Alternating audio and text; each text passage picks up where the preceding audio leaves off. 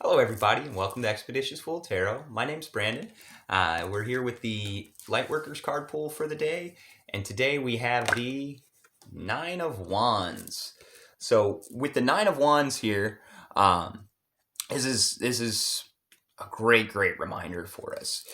So we'll talk about this for a little bit here. This is the Crow Tarot, so it does look a little bit different. In Standard Rider-Waite Smith, you'll see like a guy that's kind of beaten up here and hanging onto his staff, and that's really good imagery for this. With the Crow Tarot, it does take a little bit of reading the symbolism to grasp what's going on, a little bit more so than a Standard Rider-Waite Smith. So let me explain here.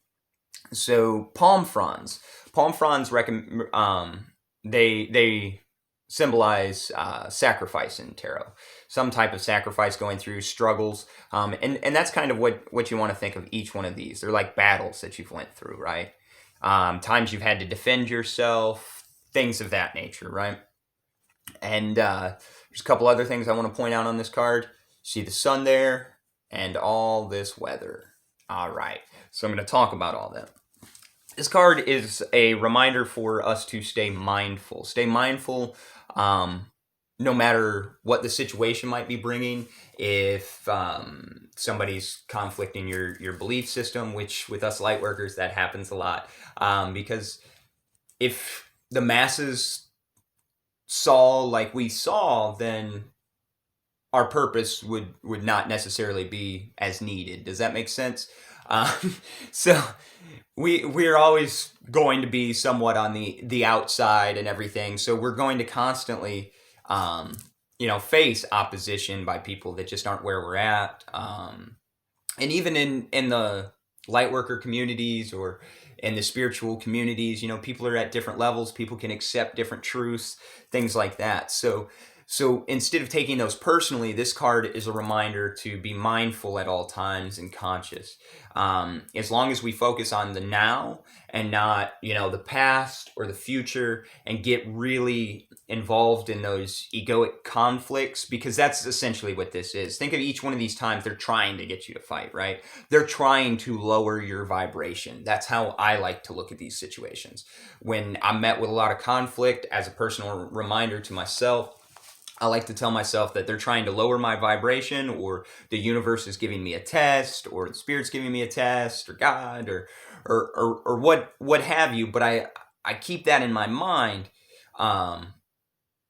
when conflict arises. So then I'm able to take some deep breaths, try and calm my emotional state. Sometimes if you've got to walk away from a situation, you got to walk away from the situation. That happens too. And I know a lot of us out there, our soul tribe is is spread across the world quite a bit. So that can be a challenge, because a lot of us aren't living near anybody that resonates on our level, and that's because we're meant to be that light in that area. The way that you can continue to be that light instead of being defensive, because if you're defensive, you're not going to be an excellent example of light. Being defensive would be a fear-based mentality. That fear is coming from the ego, right? If you're truly confident, truly mindful, truly conscious, and truly aware of what you're doing, and you'll really be able to have the strength to overcome any of these obstacles, or these conflicts, these disagreements, or in a lot of cases, what you find is you can make a decision. Is it better to be right or happy? So you can stand there and argue with them all day long, but if they're in a spot where they can't see a different perspective, you're not going to be able to get through to them. So instead of lowering your vibration to have these battles, keep focusing on this stick is what this crow's doing, right? He keeps focusing on that, which is just another battle, instead of going on flying and being happy, right? And that's what I was talking about, that I said I was going to come back to with the sun and the clouds here. So think of each one of these as like the clouds, right? It's weather.